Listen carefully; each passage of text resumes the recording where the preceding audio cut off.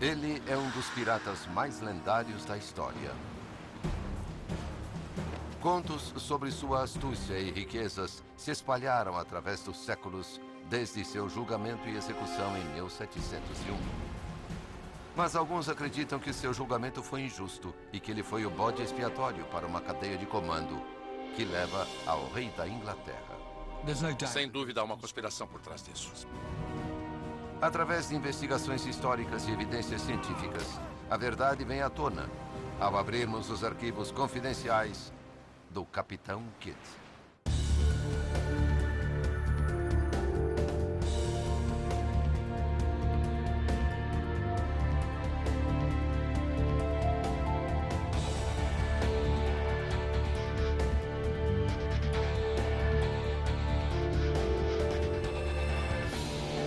Arquivos confidenciais. Capitão Kidd. William Kidd passou para a história como um bucaneiro impiedoso. Não permitirei que hajam contra mim. A traição corrompe a alma. Mas em 1695 ele é um respeitável e experiente capitão baseado em Nova York. Na época, parte do Império Britânico.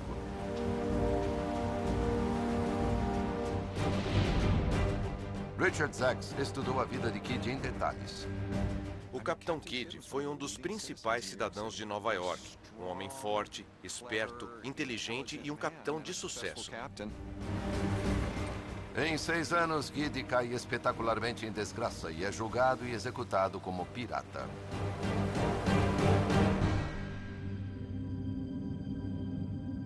A história de sua queda começa em 1695, quando ele vai para Londres para um empreendimento em um navio corsário. Andrew Lebert, historiador marítimo. Privateering is business. It's a business opportunity. Capitanear um navio corsário é uma oportunidade de negócios.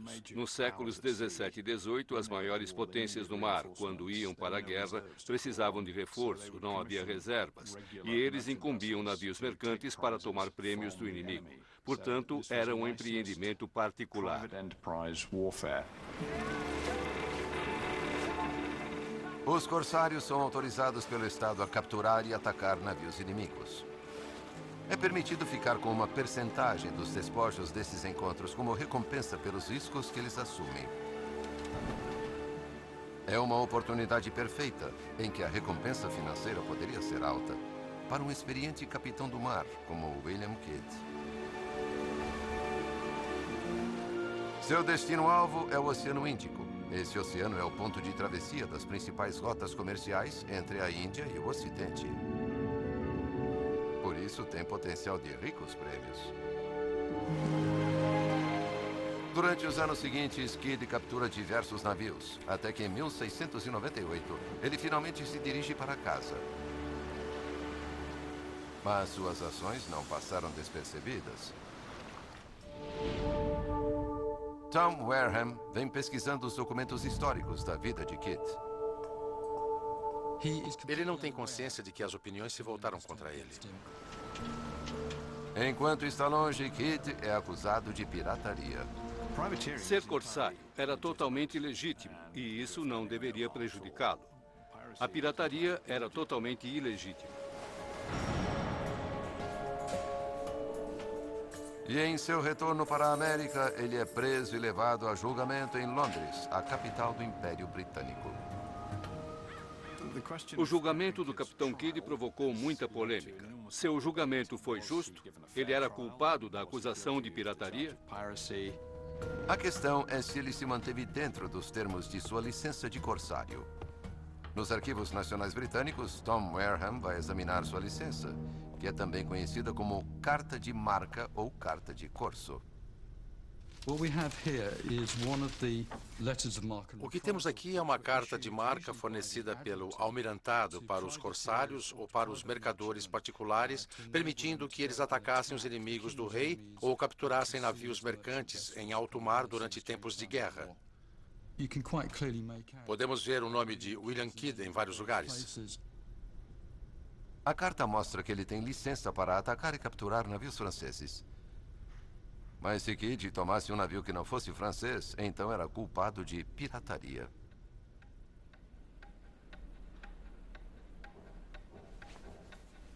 Em seu julgamento, o principal navio em questão é o Kidda Merchant. O Kidda Merchant é o navio mais importante que ele toma. É o maior, o mais valioso, por isso está claro que é nele que estará o foco.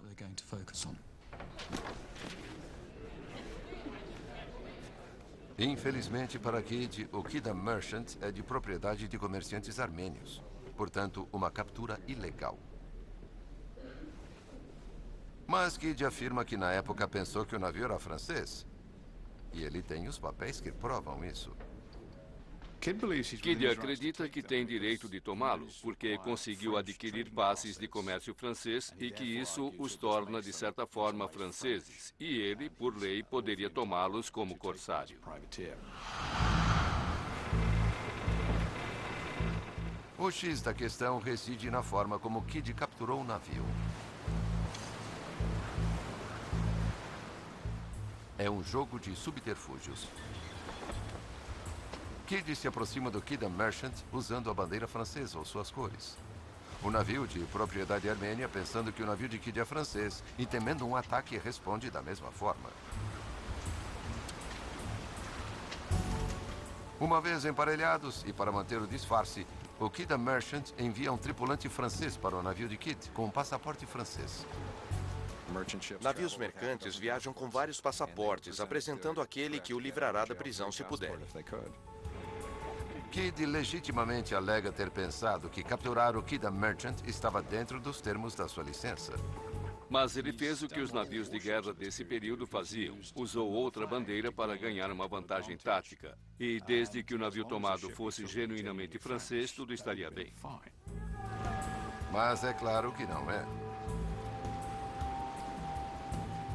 Kidd já usaram o mesmo truque quando tomou outro de seus prêmios, o Ruparel. Mas o sucesso desse ardil depende dos documentos certos. O fato fascinante sobre Kidd é que em seu julgamento, a prova principal, fosse ele ou não culpado de pirataria, dependia de alguns passes franceses. Esses documentos são a prova essencial para sua defesa. Kidd, é claro, estava esperando que os papéis fossem entregues. Alguns foram, mas faltavam os passes franceses vitais.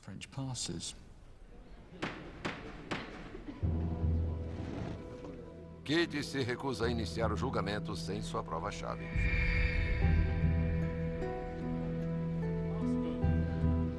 Ele foi irredutível. Disse que se tornaria um cúmplice da própria morte se fizesse uma alegação sem os documentos. Ele sabia como eram importantes, mas o oficial de justiça lhe disse que a não alegação de culpa ou inocência equivaleria a uma declaração de culpa e ele seria imediatamente condenado. Então Kidd acabou por alegar inocência. A única defesa de Kidd contra a acusação de pirataria está à beira do desastre. Sua vida em Nova York, sua família e sua respeitabilidade estão desaparecendo. A promotoria vai mais longe e apresenta testemunhas que negam ter visto quaisquer passes. Faltou consideração e foi muito desanimador. Mas o juiz fez outra declaração vital. Uma que criou a prova-chave no caso para a condenação injusta de Kidd. O juiz claramente declara que se os passes existem realmente, então Kidd seria absolvido de pirataria. A existência dos passes foi uma questão polêmica até 1910. Incrivelmente, vários séculos depois da conclusão do julgamento, os passes franceses foram descobertos bem escondidos nos arquivos do Board of Trades. Tinham sido simples ou misteriosamente arquivados em pasta errada. Estes são os passes franceses, os quais o Capitão Kidd pensou que salvariam sua vida e que seriam a peça principal de sua defesa. Eles certamente existiram e aqui estão. Este é o passe francês do Ruparel, equivalente a um passaporte. E mais empolgante, sob certo sentido, embora em condições um pouco piores, é o passe para o Kidda Merchant. Ele era conhecido como Cara Merchant, e aqui está.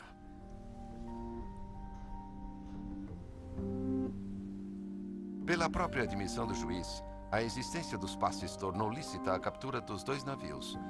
E Kidd deveria ter sido isentado das 2 acusações de pirataria. O incrível é que tais passes deram entrada no registro do Jornal da Câmara dos Comuns quase 2 anos antes do julgamento. Abrindo o jornal desse dia, na página de 4 de dezembro de 1699, os passes franceses ali estão. As autoridades deviam saber de sua existência. Sem dúvida há uma conspiração por trás disso. Infelizmente, para o Capitão Kidd, o proprietário do Kidd Merchant tem ligações poderosas. O problema real do Capitão Kidd é a Companhia das Índias Orientais e suas relações com o governo inglês. Embora de proprietário armênio, o Kidd Merchant tinha como corretores a Companhia das Índias Orientais, uma das maiores e mais poderosas corporações da Inglaterra na época. Os interesses do governo estão fundamentalmente ligados à companhia. Esta, enquanto isso, está sendo fortemente requerida pelos mercadores armênios e seus companheiros comerciantes indianos. A pirataria é um problema constante no Oceano Índico, e a tomada do Kidd Merchant é a última gota d'água. A Companhia das Índias Orientais está mal vista em toda parte e precisa reverter a situação desesperadamente. A Companhia das Índias Orientais precisa ver Kidd condenado. O julgamento de Kidd é um circo, não há a menor dúvida. E acontece que eles não são os únicos a querer sangue. Em 1695, Kidd não podia arcar sozinho com o empreendimento de ser um corsário. Assim, buscou ajuda com o Conde de Belomont. Belomont se entusiasma e concorda em financiar toda a expedição de cerca de 6.000 libras esterlinas para fornecer a Kidd um poderoso navio de guerra com tripulação e todas as provisões necessárias. O problema é que eles terão de levantar o dinheiro. Belomont é um nobre irlandês empobrecido com pouquíssimo dinheiro, porém com contatos. Belomont encontrou investidores poderosos. Ele contata algumas pessoas com dinheiro e, neste caso em particular, são alguns dos mais influentes políticos da Grã-Bretanha. Esses nobres são o secretário de Estado, o Conde de Shrewsbury, o Conde de Romney, Lord Somers, ministro da Fazenda, e Lord Orford, o primeiro Lorde do Almirantado. Todos desejando ganhar uma parte de quaisquer lucros do empreendimento de Kidd. E mais uma pessoa ficaria com uma parte dos despojos. O rei William III, da Inglaterra. Creio que Kidd cometeu um engano fatal, achando que os lordes o salvariam e se salvariam, isentando-o, provando que não era um pirata. E, por conseguinte, eles não eram partidários de piratas. Eles adotaram uma tática diferente. Este homem nos traiu e se tornou um pirata. Ele não calculou que isso podia acontecer e foi algo terrível. O contrato de investimento foi feito em segredo. Mas com a prisão de Kidd, a situação se tornou pública. O escândalo que cercou o Capitão Kidd foi enorme. Imaginem se o rei autorizaria marinheiros a sair e roubar em seu nome secretamente, e ainda ficando com 10% do produto. Foi um escândalo enorme. Os investidores têm rivais políticos poderosos.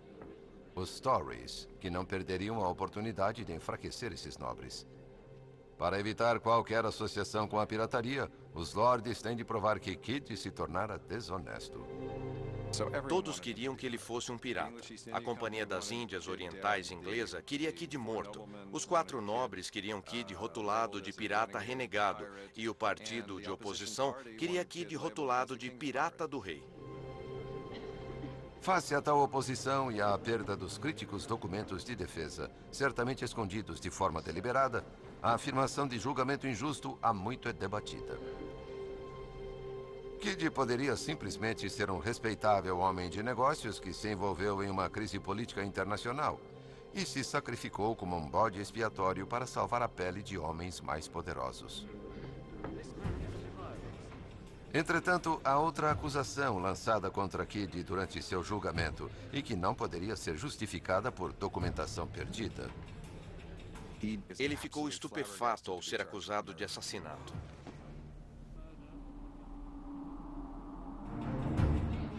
Pensou que se tratasse de pirataria e o fato de ser um corsário, mas foi acusado pela morte do canhoneiro William Moore. De muitas formas, a chave para o caso Kidd é a acusação de homicídio. Em 1697, após 2 anos viajando, Kidd discutiu com um tripulante, William Moore.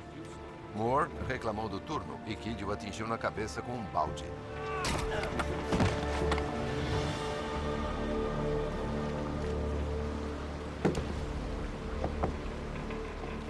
No dia seguinte, Moore faleceu. A questão é se foi assassinato, se foi premeditado, se foi homicídio culposo, se foi acidental. Para Kidd, o golpe foi justificável. Kidd alegou que havia um motim se formando e ele precisava se afirmar. A tripulação fora contratada sob o que se chama artigos de acordo, ou seja, sem vítima, sem pagamento. Se eles não capturassem nada, ficavam sem um tostão.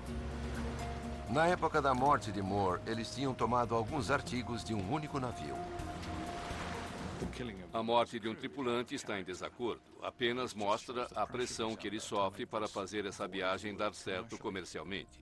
Ser um corsário é uma atividade baseada em resultados. Se você não tiver sucesso, perde dinheiro. O desespero se instala. O que está pressionando Kidd, alguém suspeita, é que ele tinha sido bem-sucedido em sua carreira até então. E ele está se arriscando ao fracasso, está se arriscando a perder todos os nobres que o apoiaram e que o puseram nessa posição. O argumento de Kidd sugere que ele estava tentando sufocar uma revolta e inadvertidamente matar a Moore. E existe a chance de Moore ter morrido devido a uma doença subjacente. Rose Drew estudou doenças e ferimentos de marinheiros, examinando os ossos do naufrágio do Mary Rose no século XVI. Há certos indivíduos que tiveram ferimentos, que tiveram parte dos ossos removidas e se curaram.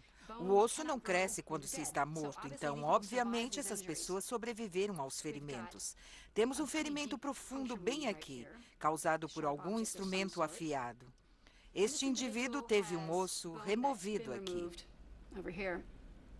Como esses homens, Moore pode ter se recuperado de uma forte pancada na cabeça.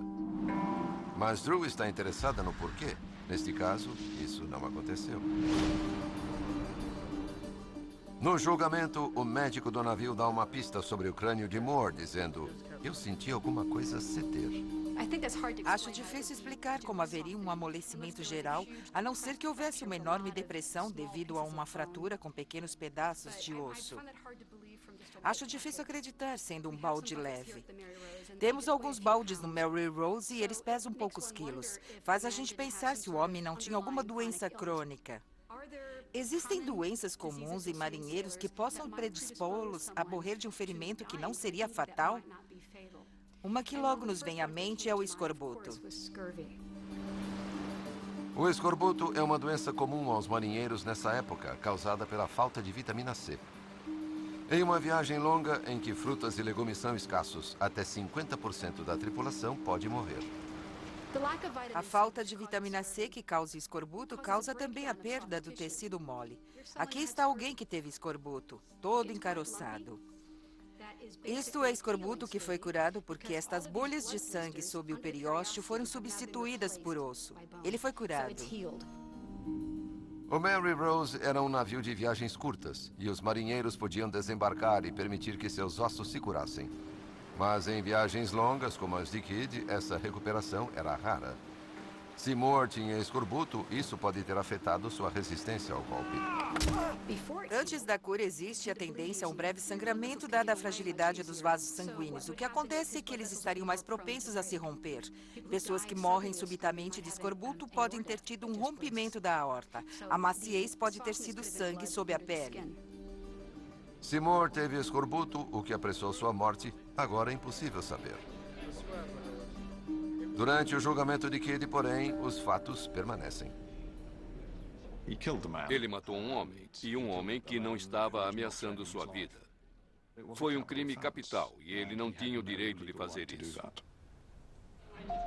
Kidd poderia ter se livrado das acusações de captura dos navios se os passes franceses tivessem sido apresentados, mas nenhum documento o isentaria da acusação de homicídio.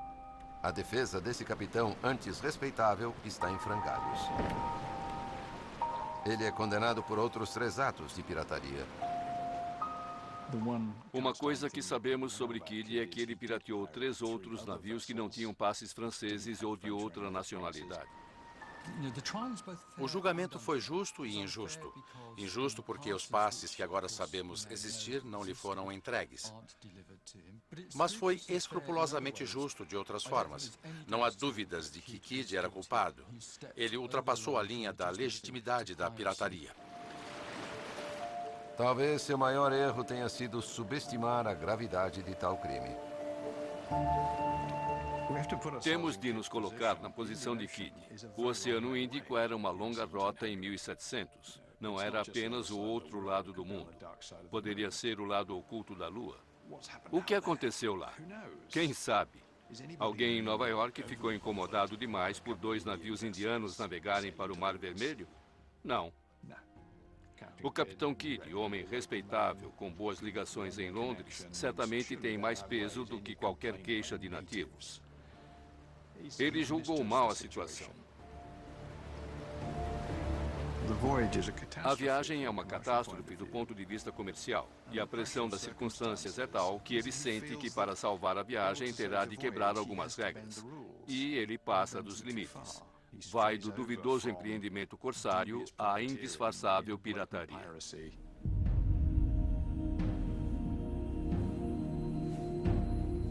6 anos antes, esse capitão do mar era um homem respeitado na comunidade, com uma esposa da sociedade e 2 filhas.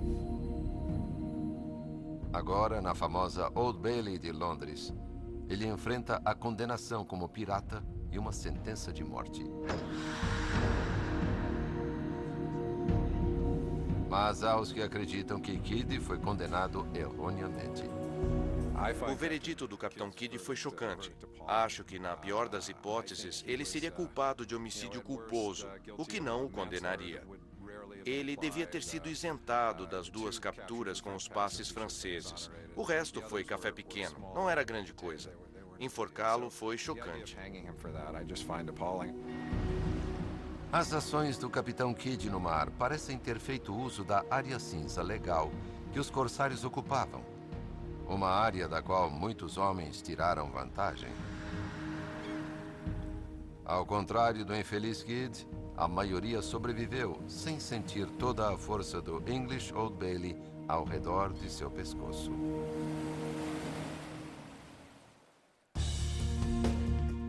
Versão Marshmallow São Paulo.